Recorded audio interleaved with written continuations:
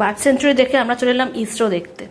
ইসরোতে প্রথমে ঢুকেই দেখলাম সামনে পিএসএলভি জিএসএলভির আদলের সামনে তৈরি করে রাখা আছে, খুবই সুন্দর লাগলো দেখতে।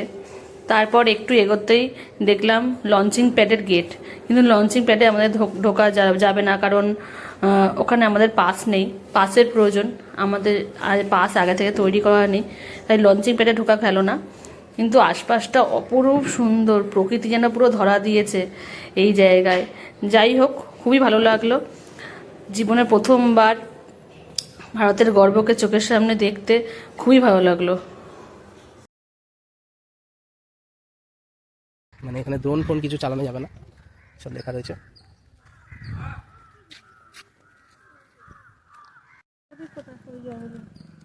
বলো ইসরো দেখে কেমন লাগছে, ইসরো এসে কেমন লাগছে? দারুণ।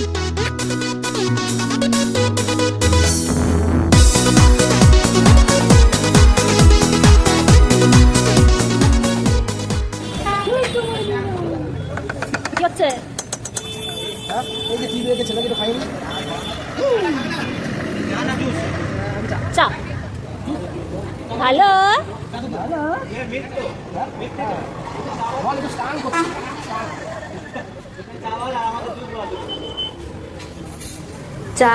চা খেয়ে নিজেরা খেয়ে এবং ছেলেকে খাইয়ে আমরা এবার বাড়ি ফিরবো। আমরা এবার বাড়ি ফেরার পথে, প্রায় সন্ধে হয়েই আসছে, ফিরতে অনেকটাই রাত হবে।